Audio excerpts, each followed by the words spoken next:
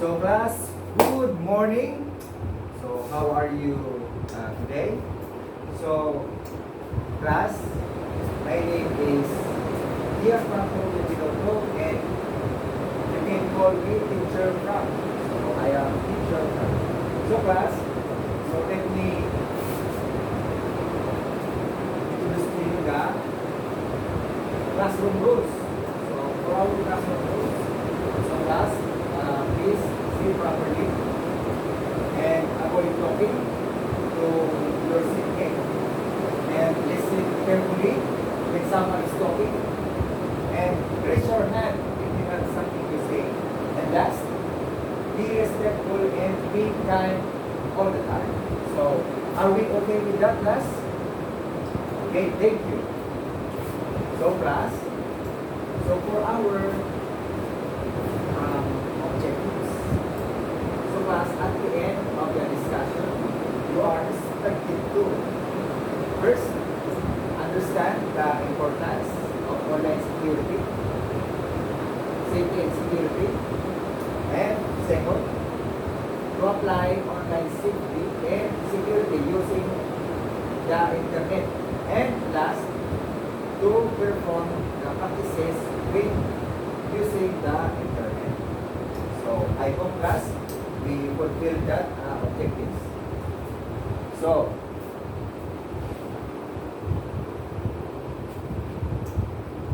class, do you want to watch some videos? Are you excited to watch a video? Yes, sir. Okay. So class, today I'm going to show you a short video. And I want you to listen carefully so you can understand what is in the video. Okay? Love and kisses from... Oh, it's on!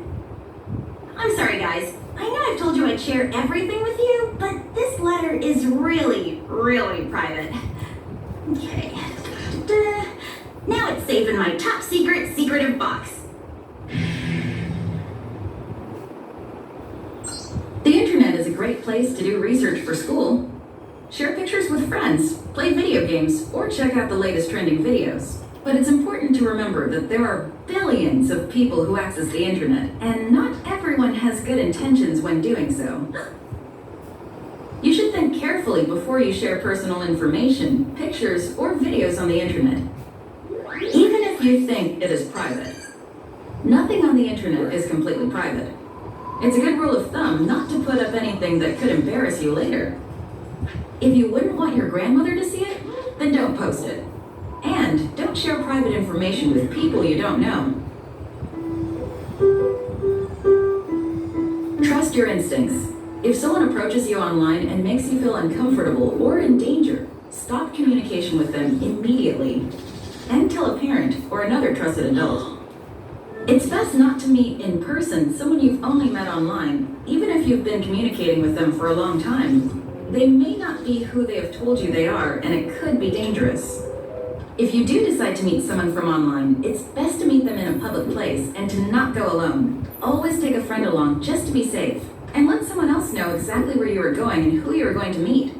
Bullying someone online through email, social media, text messaging, or any other website or app is called cyberbullying and is still a form of bullying. It's often better to block, delete, or try to ignore bullying messages than to respond to them. If that doesn't work, getting help from a parent, school counselor, or another trusted adult might be a good idea. That's especially true if the cyberbullying contains threats. Remember to always keep your personal information private. Check your privacy settings to make sure that only your friends can see what you post. And never, ever share your passwords with anyone else. The internet could be a wonderful place to explore. Just remember to stay safe while doing it.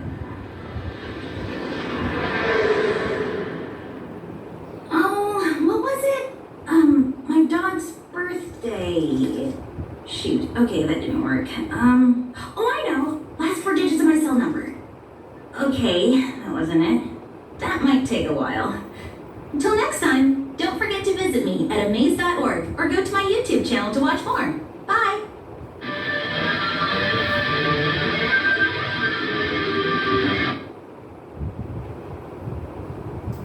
So, class, how is it? Did you enjoy watching our videos? Yes, sir. Okay. So, class, from the video that you have seen, so, class, what is the video all about? About Ronald. about our privacy, online safety. Okay, that's right. So, thank you for your observation about the video. So, for the next question, so class,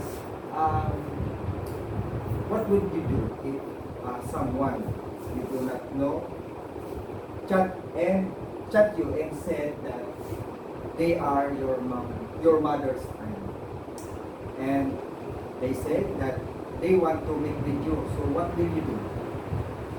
So I asked their information about that person and syempre yung aking parents. In fact, Okay, so good idea. So that is the things that you need to do. Kapag merong na chat sa iyo na hindi mo kilala at sinasabi friend ng parents mo. Pero syempre, you can ask information about them. Malay mo, totoo na they are friend. Pero you need to report that to your mom. And next question. So, kapag halimbawa, maka-encounter kayo o kaya someone from your friend about cyberbullying, so what are the steps that you need to do? Para sa inyo, ano yung kailangan yung gawin? una is report ka. Yan. Report. Any idea? Report. Eh? Bamadaan tayo ng help. Help sa kung sino, yung mga pwede natin mahingi ng tulong. Okay? So, for our last question, so what is our lesson about? Class. Yes, Harold. Our lesson for today is about online security and safety. Okay, thank you, Harold, about your answer.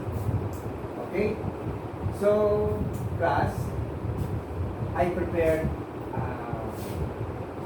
another activity for you to do. So, this activity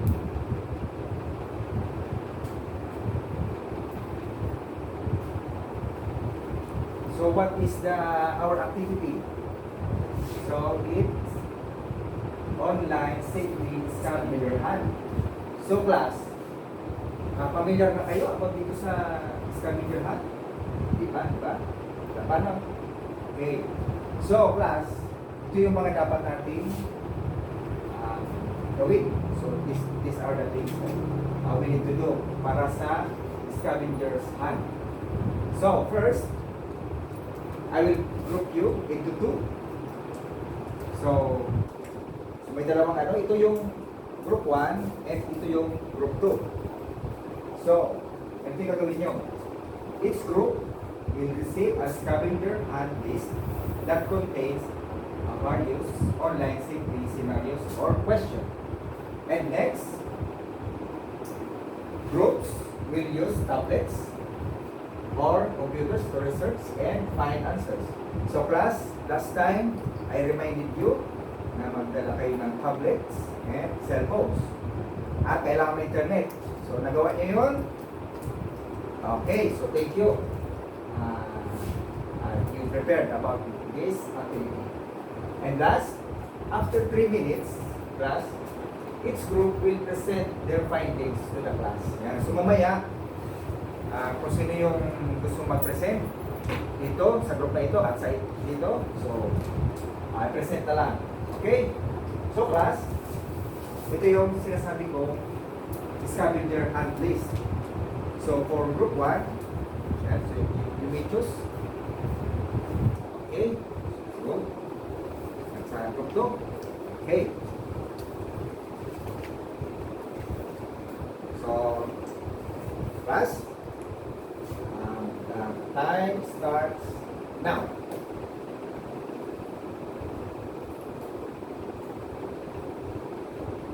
Okay? So, class, tapos na ang ating 3 minutes. So, may na ano ba kayo? May na search kayo? Okay. So,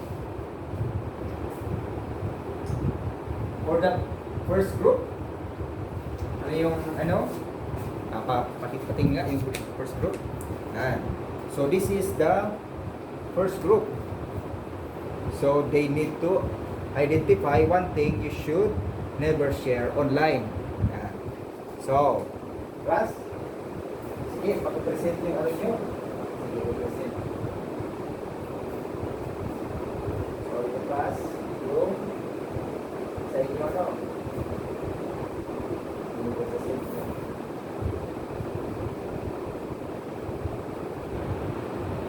Yan. So, class, ito yung sa group 1. Na-research nila.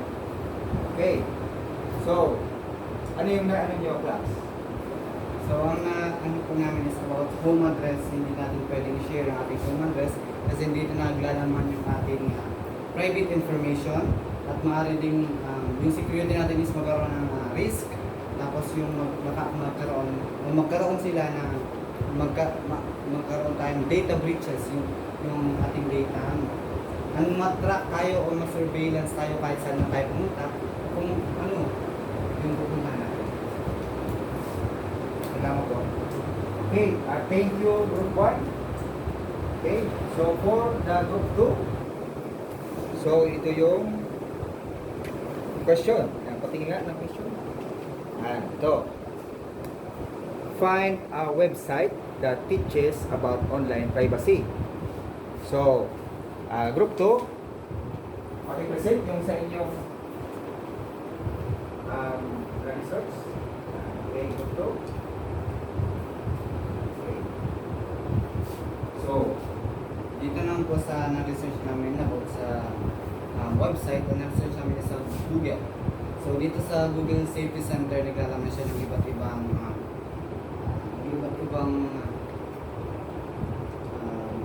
information na maaaring makapag-lead sa atin. Halimbawa nitong sa security and privacy na dito nakalagay yung about sa ating security na maaaring ma-keep yung ating personal information sa online na maaaring hindi ito maaaring maprotektahan ito ng Google. okay.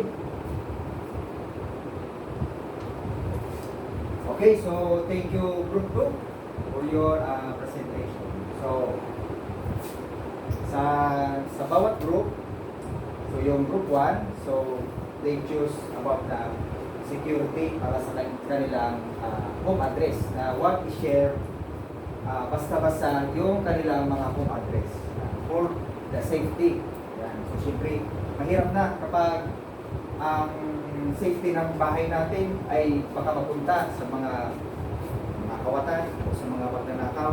So kailangan maging aware tayo sa pag-share online ng ating mga home address. And yung sa group ko naman, they choose the website about the Google Safety Center. So ito, malaking tulong ito para sa atin, para maging safe tayo at malaman natin paano tayo malaman natin para tayo mas maging safe para sa paggamit ng online or yung internet, using the internet. Okay, so tayo class. Okay.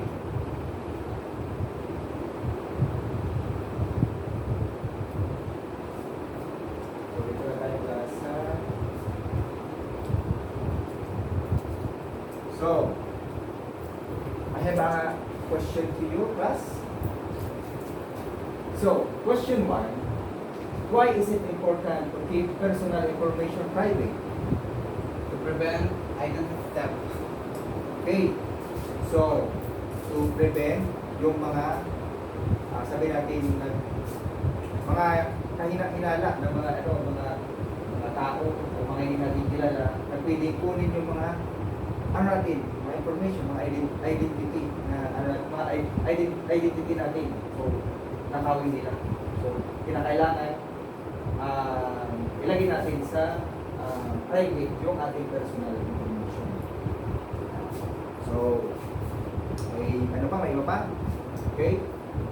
So, thank you. Thank you, Wisha, for your answer. And the next question, how can we support friends who may be experiencing cyberbullying? How about you, Anna? I encourage them to report from the authority, like police or parents. Okay, that's correct. So, thank you for your answer. And for the last question, so what actions can we take to promote a safer online environment for everyone? So, how about you, Joshua? So, halimbawa sa Facebook, yung Facebook natin kailangan natin na magkaroon tayo ng strong password, yung hindi basta-bastang birthday or number 1 to 3, pero yung password na hindi mahuhulaan ng kahit sino para magkaroon tayo ng safety sa ating pagbukas at sa ating Facebook. Okay, thank you, Joshua, for what you have shared about your idea. So, class, I hope that you understand well about our topic, the security and safety of using the internet, because it can help us para mas maging safe yung natin, yung identity natin, yung information natin, hindi mapaglaruan ng kung sino-sino mo. So, ito yung mga key points para magawa natin na mas maging safe yung paggamit ng internet or yung kapag tayo online. So, we have 4 bullets. First, keep personal information private. And be cautious with strangers online. And the third one is report any inappropriate behavior. And last, think before you share. Okay? So, this is a very important class. Pasunod natin para hindi mapakala yung mga information natin. O hindi mapunta sa mga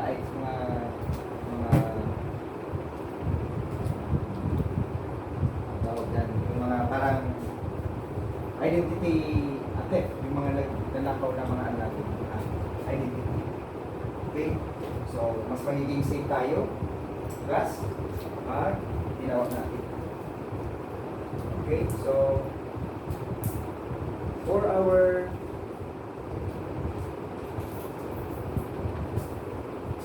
class,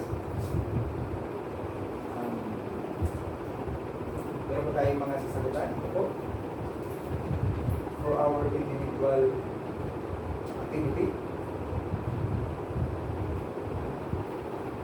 Ito po, class.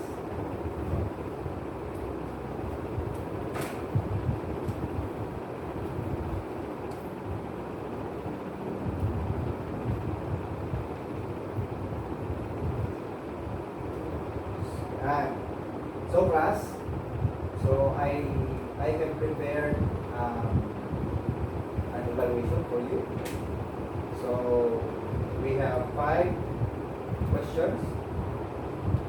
So ito po, yung 1 and 2 is multiple choice, and Number 3 is true or false. Number 4 is fill in the blank. Okay. Number 5 is multiple choice. Okay. So let's answer this question first. Okay. Okay. So you may now pass your topic. Okay. And class.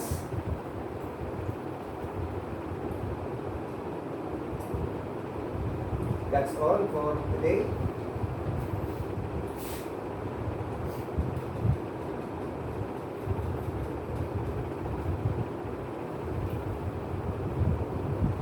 So that's all for today. Thank you.